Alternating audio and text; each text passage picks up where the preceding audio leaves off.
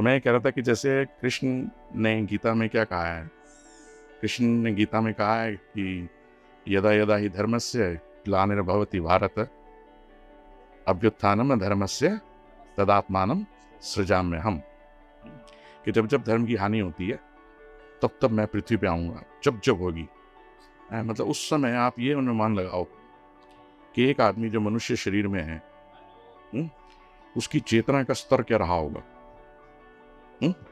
क्या हमने कहा कि कृष्ण ही भगवान है क्योंकि कृष्ण ही परमात्मा है, क्योंकि उस समय उनकी चेतना का स्तर इतना ऊपर था कि वो ये बोल परमात्मा बन के बोल रहे हैं कि सब मेरे अंदर ही समा जाता है, सारे मेरे अंदर ही जाते हैं, मेरे से ही निकलते हैं।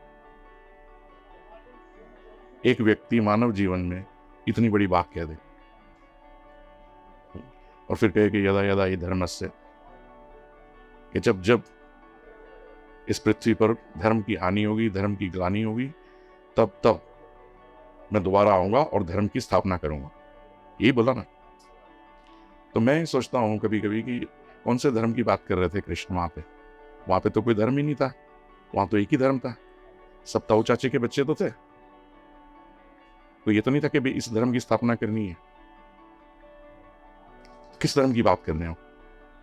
अगर हम सोचें ध्यान से, पढ़े लिखे हैं, इतनी पढ़ाई की है, इतनी डिग्रियां ली हैं सबने, कोई कहीं पढ़ा है, कोई कहीं पढ़ा है, किसी से सीखें। इससे पहले अपने अंदर एनालिसिस करें, अपने अंदर विचार करें कि भाई किस धर्म की बात कर रहे हैं। जिसकी वो कर रहे हैं चलो उसी को मान लेते हैं।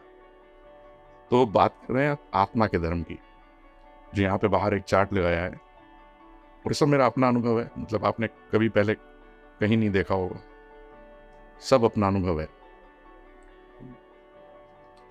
कि आत्मा में 12 विकार होते हैं। आत्मा में नहीं विकार होते, उसको भी थोड़ा ध्यान से सुनिएगा अगर मन है तो। मैं ये मानता हूं, और मेरे को इस बात से कोई फर्क नहीं पड़ता कि दूसरे क्या मानते हैं, क्योंकि दूसरे जो मानते हैं वो या तो अपने अनुभव से मानते हैं या किसी ने उनको बता दिया तो इसलिए मानते हैं। दो ही कारण है। मेरा अपना अनुभव है तो मैं अपने अनुभव से मानता हूं। मैं ये मानता हूं कि आत्मा जो है, उसके ऊपर तो कुछ नहीं होता है, मतलब ना कोई प्रभाव पड़ता है, ना कोई लेना, ना कोई देना, ना गलना, ना मरना, ना कुछ। बिल्कुल साफ प्योर वो ऊर्जा, वो शक्ति जिसको हम कहते हैं, आत्मा कहते हैं। आप कोई भी नाम ले लो, उससे कोई फर्क नहीं पड़ता। आप शक्ति बोल दो, ऊर्जा बोल दो, आत्मा बोल दो, इंग्लिश में सोल बोलते हैं, और दूसरी भाषाओं में पता नहीं क्या क्या बोलते होंगे। ठीक है ना, अगर नाम है तो हमें नाम देने होते हैं, क्योंकि हमें अगर बात करनी है तो नाम तो देना पड़ेगा किसी चीज को। मैं ये मानता हूं, मेरा अनुभव ये कहता है कि आत्मा जो है, कि वो जो शक्ति है, जो वो ऊर्जा है, वो इतनी प्योर कैसे है कि वो खराब ही नहीं हो सकती। तो मेरा मानना ये है कि आत्मा की जो ऊपरी परत है, जैसे सेब के ऊपर छिलक होता है ना, सेब का छिलका, ऐसे मान लो कि जिसने उसको ढका हुआ है, वो मन है। और मन जो है वो शरीर के साथ जुड़ा हुआ है, क्योंकि आत्मा शरीर में है, जब तक है तब तक प्राण है। और मेरा मानना तो ये भी है कि जिसको स्पिरिट बोलते हैं इंग्लिश में, आत्मा को स्पिरिट भी बोलते हैं। मैं कहता हूँ वो गलत है मेरे हिसाब से। मैं उसको प्राण ऊर्जा बोलता हूँ कि वो जो कनेक्शन है, अब ये हमारे अंदर अगर ऊर्जा है, शक्ति है, आत्मा है, तो वो कहीं से तो जुड़ी होगी, वो तार कहीं से तो आ रही होगी। तो वो जो जुड़ाव है, वो जो कनेक्शन है, वो प्राण ऊर्जा है, वो स्पिरिट है। तो जो मन है, जो आउटर लेयर है उसकी, आत्मा की, वो शरीर में हमारे शरीर को जोड़े हुए है। और शरीर क्या है? शरीर कोई ये नहीं है कि बुद्धि हमारे अंदर ये शरीर है, या दिल है जो धड़कता है वो शरीर है। ये तो अंग है, ऑर्गन्स हैं जो अपना अपना काम करती हैं। ठीक है ना। अब फेफड़े हैं, सांस लेना है, हवा लेनी है, दिल है, धड़कता है, खून को बहना है। लेकिन एक्चुअल में शरीर क्या है? मेरा मानना यह है कि शरीर जो है, जहां तक आत्मा से संबंध है, वो 10 इंद्रियां हैं, 5 ज्ञानेंद्रियां और 5 कर्मेंद्रियां। ज्ञानेंद्रियां कौन कौन सी हैं? देखना, सूंघना, सांस लेने की बात नहीं कर रहा हूं मैं, ज्ञानेंद्रिय की बात कर रहा हूं। सूंघना, नाक से हम सांस भी लेते हैं, लेकिन वो शारीरिक क्रिया है, उसका आत्मा से जुड़ाव नहीं है, उसका सिर्फ शरीर से जुड़ाव है। मैं आत्मा से जुड़ाव की बात, मन से, आत्मा का मतलब मन से जुड़ाव की बात करूं। देखना, सूंघना, सुनना, स्वाद जीभ का। और क्या है? पांचवी कौन सी है? छूना, छूना, टच, किसी चीज का एहसास करना। और वो अलग अलग अनुभव हो सकते हैं हर एक के। जैसे आप किसी चीज को छुएं, आपके यहाँ गर्म है, मेरे को वो ठंडी लगे, समझिए, वो अपने अपने वो अलग हो सकता है। जो चीज आप देख रहे हैं मेरे को बुरी लगे और आपको बहुत अच्छी लगे। आप कोई चलचित्र देख रहे हैं, कोई मूवी देख रहे हैं, मेरे को नहीं अच्छी लगे, आपको अच्छी लगे, तो वो मन का स्वभाव है, समझे। ऐसे 5 कर्मेंद्रियां हैं, कर्मेंद्रियां जिससे हम काम करते हैं। क्या है वो? पैर है जिससे हम चलते हैं, हाथों से काम करते हैं, और वाक, वाक बोलते हैं हम, मुंह से बोलते हैं, ये कर्मेंद्रिय है। 3 हो गई। चौथी गुदा, जिससे हम मलमूत्र का त्याग करते हैं, ठीक है। और 5वीं जननांग, जिससे सृष्टि आगे चलती है। तो ये 5 कर्मेंद्रियां हैं। अब मन जो है वो शरीर से इन 10 इंद्रियों के द्वारा जुड़ा हुआ है। बाकी सब तो ऑर्गन्स है, उनका तो ऑपरेशन हो सकता है, निकाल के आपका दिल निकाल के मेरे में रख दो, मेरा निकाल के किसी में रख दो, होता है ना। आंखें बदल दी, ये कर दिया, वो कर दिया, उससे मतलब नहीं है। देखने से मतलब है। देख कौन रहा है? मन देख रहा है। मैं ये बोलता हूं, मन कार्य करता है, शरीर द्वारा कार्य किया जाता है।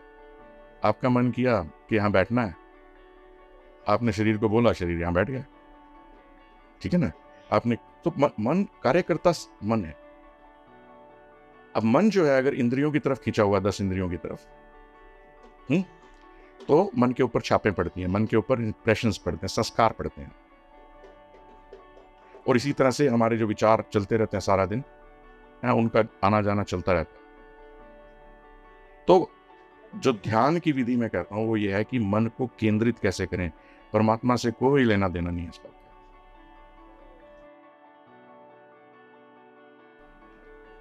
कि अभी पहले हमें यह अभ्यास करना, परमात्मा की बात तो बाद में करेंगे। जब तक मन केंद्रित नहीं होगा, उसको पाना जिसका ना कोई रूप हो ना कोई आकार हो, असंभव है। अगर संभव हो तो विज्ञान कभी ना कभी पा लेगा, लेकिन कैसे पाए? जिसका ना कोई आकार ना कोई रूप। मन चंचल है क्योंकि इंद्रियों की तरफ खिंचा हुआ है, समझ रही है। स्वार्थ में, इसमें मैंने मैंने मैंने वहां पे, आपने सुना होगा कि मन में, मतलब हमारे जो मनुष्य जीवन में 5 तरह के विकार होते हैं: काम, क्रोध, लोभ, मोह और अहंकार। और मैं ये कहता हूँ, मेरा अनुभव ये है कि 12 विकार हैं, और वो 12 बाहर लिखे हुए, आपको फोटो ले सकते हैं। 12 विकार है, उसमें ईर्ष्या भी है। ईर्ष्या का कोई लेना देना नहीं है, बिना बात की कि उसके पास ये कार क्यों है, मेरे पास नहीं है, बिना बात की। आपको नहीं भी चाहिए होगी, दूसरा आदमी अगर कोई तरक्की कर रहा है, कुछ कर रहा है, उससे बिना बात की ईर्ष्या। ये नहीं, ये भी छोड़ो, हमारे पास क्यों नहीं है। सपोज आपके पास बेटा नहीं है, आपका है ही नहीं, औलाद नहीं है, मान लीजिए दूसरे के पास औलाद है, उसका बेटा डॉक्टर बन गया है, तो इस बात की ईर्ष्या उसको पता नहीं, उसका बेटा तो डॉक्टर बन गया, आपका है नहीं। ये नहीं है कि मेरा बन जाए, क्योंकि आपके पास तो है ही नहीं, फिर भी ईर्ष्या। ये एक विकार है। संदेह है, शक है, ऐसे अपेक्षा, सब। और फिर मैंने वो बनाया, चार्ट बनाया, यहाँ नहीं है वो। मैंने कहा कि सभी विकारों को हम एक साथ खत्म नहीं कर सकते, इम्पॉसिबल है। तो उसका एक सिस्टमेटिक साइंटिफिक तरीका होना चाहिए। पहले कौन सा, दूसरा कौन सा, तीसरा, ऐसे पूरी स्टेयर बनाएंगे, पूरा एक सीढ़ी बनाएंगे। और उसमें मैंने कहा कि सबसे पहले अपेक्षा को मारो, जो कि सबसे इजी है। अपेक्षा रखना कि मेरे को इससे, अब एक आई थी लेडी, उन्होंने कहा कि मेरी बहू मेरा कहना नहीं मानती है। दूसरे से अपेक्षा, खुद को नहीं देखना है, दूसरे को देखना है। तो ये छोटी छोटी चीजें हैं। मैं ये जानना चाह रही हूँ, जैसे कि हम लोग इमोशनली किसी से कनेक्ट हो जाते हैं, कोई भी हो सकता है उसमें XYZ, और हमें उससे कुछ ज़्यादा ही उम्मीदें होने लग जाती हैं। चाहे घर में वो माताजी हो, जब वो हमारे तरह नहीं सोच रहा है या हमारी तरफ से वैसा नहीं कर रहा है जैसा कि हम चाह रहे हैं, तो फिर हमें इतना बुरा क्यों लगता है? तो हमें उस वैसी सिचुएशन में क्या करना चाहिए? देखिए, इसमें 2 चीज़ें हैं मेरे हिसाब से। एक तो जैसे अगर आपका किसी के साथ जुड़ाव हो गया, उस जुड़ाव के कारण आपको उनसे अपेक्षा हो गई है। हाँ, समझ रहे हैं? अभी जो आपने वर्ड बोला मैंने उस वर्ड से ही उसको हाँ, कनेक्ट किया है। और जो जुड़ाव होता है, वो मोह है बेसिकली। और 12 विकारों में मैंने मोह को भी लिखा है। और आप हैरान होंगे कि काम, क्रोध, लोभ, मोह, अहंकार, ईर्ष्या, अपेक्षा हैं, और 12 विकार हैं वहाँ पे जो मैंने लिखे हैं। संदेह है और है, उसमें मोह भी है। मोह से कैसे पीछे? मोह जो है, मैंने सबसे 12वें नंबर पे लिया है। मतलब आप धीरे धीरे एक एक करके मारिए। सबसे पहले अपेक्षा को मारिए, वो ईजी है, आसान है। अपेक्षा मैं छोड़ दूं, मैंने खुद किया है एक्सपेरिमेंट अपने ऊपर। हाँ, वो मोह निकालना है। है मोह जो है, वो मैंने 12वें, यानी कि सबसे मुश्किल, इतना सूक्ष्म है, इतना सूक्ष्म है कि आपको पता भी नहीं है। मैंने कहा कि जब सारे विकार 11 की 11 खत्म कर लोगे, तब भी मोह बचा रहेगा। मोह आप व्यक्तियों से भी खत्म कर लोगे तो भी मोह बचा रहेगा, तब अपने जीवन से मोह होगा। इतना सूक्ष्म है वो जो मोह है। उसका कारण क्या है, पहले ये समझना होगा, तभी मार पाओगे। मोह का कारण है स्वार्थ। मोह का कोई कारण नहीं है, सिर्फ स्वार्थ है। मेरी माँ का मेरे साथ मोह है, तो कहीं ना कहीं अति सूक्ष्म रूप में वहां स्वार्थ है कि मेरा बेटा बचे, इसको ना कुछ हो, नहीं तो मेरे को बुढ़ापे में कौन देखेगा। तो वो कहीं न कहीं है ना। तो बुराई अपने में है, समझ रहे हो?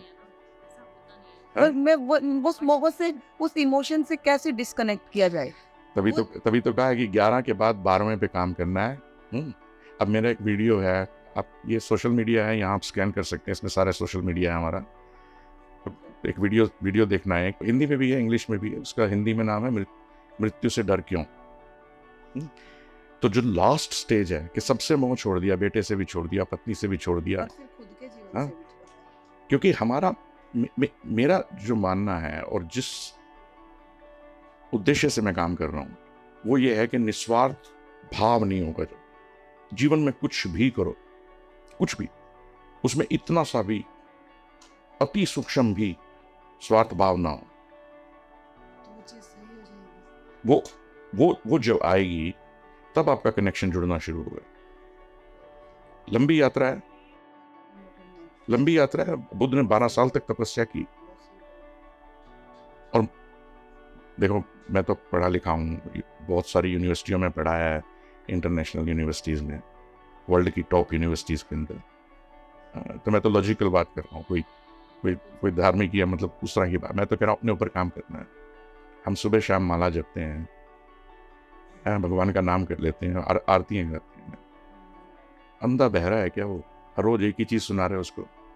आप एक ही गाना बार बार सुन सकते हो क्या? नहीं, कुछ टाइम तक अच्छा लगेगा, उसके 2 बाद बार, 3 बार, 4 बार, एक बार बोल दिया उसको कि भाई ये है, एक आरती बोल दी, बात खत्म हो गई।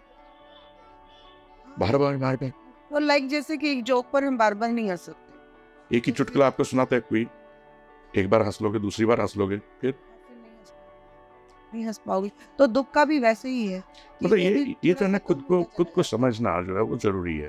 मतलब हम वही चीजें रिपीटेडली करते जा रहे हैं, क्योंकि ऐसे नियम बने हुए हैं, ऐसे समाज के व्यवस्था है कि वैसा ही सिखाया गया हमें। मैंने भी ये किया है सारी जिंदगी। हमारे यहाँ पर एक और कल्चर है कि जैसे लड़के के लिए कुछ अलग रूल्स हैं और लड़की के लिए कुछ अलग रूल्स हैं देखिए कि वो 7 बजे तक नहीं आ, वो 7 बजे के बाद भी बाहर रहे कोई दिक्कत नहीं है। लड़कियां उसको 7 होते ही घर पे आना है। ऐसा क्यों? ये क्वेश्चन फिर दोनों के लिए क्यों नहीं है सेम? देखिए, इसमें धर्म का या अध्यात्म का कोई लेना देना नहीं है। ये सामाजिक व्यवस्था है, ठीक है? है ना ऐसा हमारे साथ? सामाजिक व्यवस्था है, ये होता है। क्योंकि लड़कियों को हमने वीकर सेक्स मान लिया है समाज ने। हाँ, हाँ, उसको तो हाँ, उसकी सुरक्षा तो के फिर लिए तो मेंटली आप वैसे ही प्रिपेयर कर रहे हो। ऐसी व्यवस्था है, वो तो समाज की व्यवस्था है। तो मैं तो बोलता हूँ, सबको बोलता हूँ कि मैं कोई धार्मिक व्यक्ति नहीं हूँ, लेकिन मैं परमात्मा में विश्वास करता हूँ और अडिग करता हूँ। उसके लिए धर्म की नहीं, खुद को जानने की जरूरत है। जिस दिन हमने अपने मन के ऊपर पूरा कंट्रोल कर लिया, जिस दिन 12 के 12 विकार खत्म कर लिए, उस दिन कनेक्शन ऐसा बैठेगा ऊपर कि मैं बोल रहा हूं तो शरीर बोल रहा है, वाक एक इंद्री बोल रही है, मैं तो बोल ही नहीं रहा, मैं तो बोल ही नहीं सकता। मन मन का संबंध है, मन से हम कार्य करते हैं, मन इंद्रियों के साथ मिलके बोल रहा है। वो तो मेरी आंख ऊपर की परत है। जितनी छापें हैं, सबसे पहले अपने सारे कर्मों के हिसाब किताब इसी जीवन में चुकता करो। जितने कर्म जिनका प्रभाव नहीं मिला अभी तक, जिसका फल नहीं मिला, जैसे सेब का छिलके पे कोई गंदगी लग जाए, कोई मिट्टी लग जाए तो आप उसको साफ करते हो ना, ऐसे मन को साफ करना है। और उसके लिए घोर तपस्या की जरूरत है। साफ हो जाएगा, क्योंकि अंदर तो कुछ गड़बड़ है ही नहीं, गड़बड़ तो बाहर ही है। बाहरी परत को ही तो साफ करना है। और जब तक आप सारा का सारा मन जो है, जितने भी कर्म किए हैं, जिनके फल हमें आज तक नहीं मिले हैं, पिछले जन्मों के भी, वो मिलेंगे। इस जन्म में मिल जाएंगे, नहीं तो अगले में मिल जाएंगे, नहीं तो उससे अगले में मिल जाएंगे। फिर अभी भी हम कर्म कर रहे हैं, उनके भी मिलेंगे। अच्छे करो तो अच्छे मिलेंगे, बुरे करो तो बुरे मिलेंगे। सीधी सीधी बात। अच्छे कर्म करने के लिए भी आना पड़ेगा, और जब आओगे तो फिर बुरे भी करोगे, तो ये चक्र जो है वो चलता रहेगा। तो उसके लिए निष्काम जरूरी है। कि मैं आपसे बात कर रहा हूं, मेरे को इतना भी भाव नहीं होना चाहिए अपने मन के अंदर, मेरे को इतना भी भाव ना हो कि आपको कुछ सिखाना है। आपको अच्छा लगे तो ले लो, नहीं अच्छा लगे तो छोड़ दो। तो मन मतलब इतना निस्वार्थ हो जाओ, इतना कि भी अपना काम करो, 24 घंटे करो। मैं तो अपने स्टाफ को भी बोलता हूं कई बार, जो मेरे साथ लोग काम करते हैं, मैं तो कभी आज तक बाहर नहीं निकला, किसी से मिला नहीं। ये तो पहला मौका है कि प्रदर्शनी लगी थी तो लोगों ने कहा चलो ठीक है लगा दो। तो जो है अपने, मैं बोलता हूँ कि सुकर्म करोगे या विकर्म करोगे तो करो, तो अकर्म करो। अकर्म से क्या मतलब है? अकर्म क्या होता है?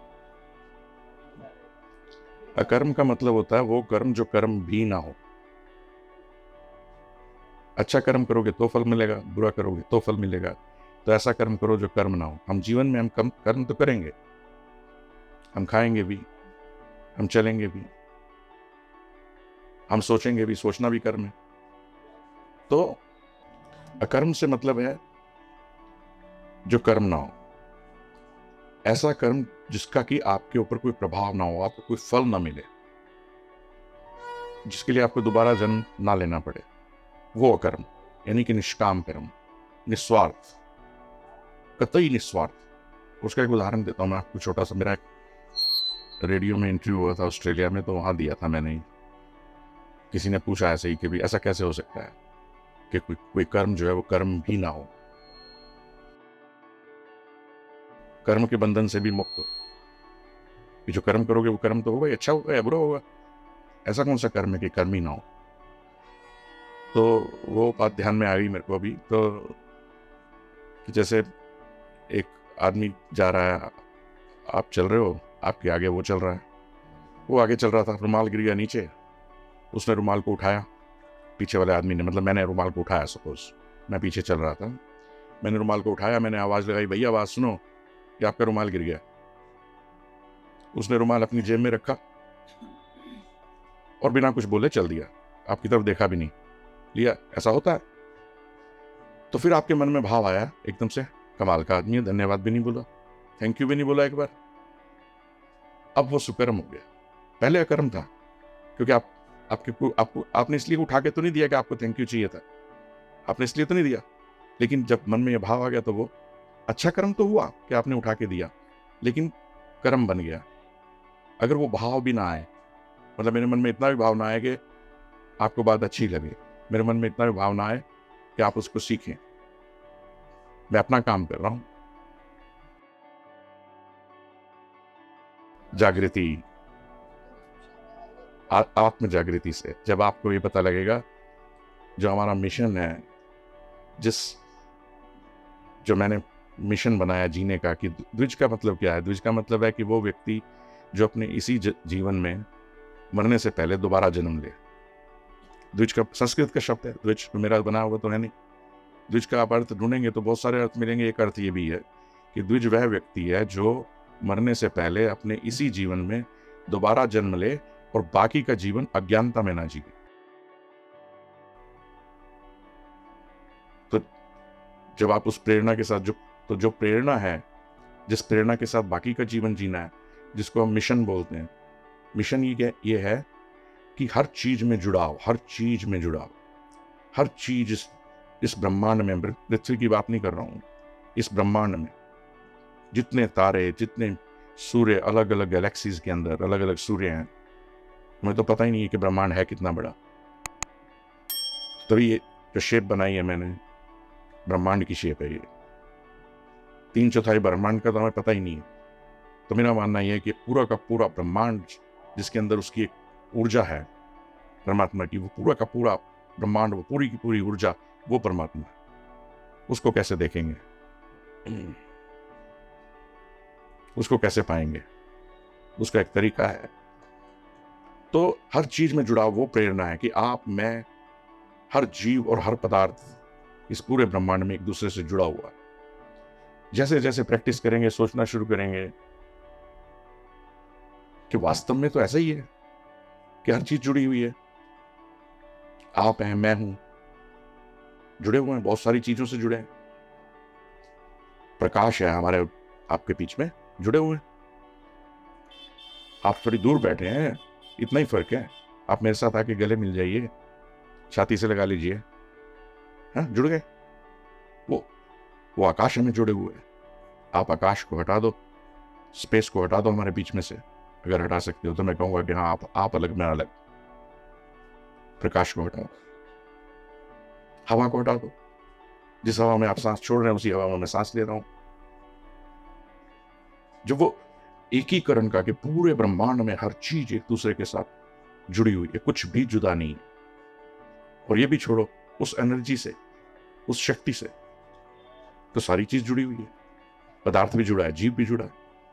तो उस प्रेरणा के साथ जब जीना शुरू करेंगे तो आत्मबोध जो है वो क्लियर होता जाएगा, साफ होता जाएगा।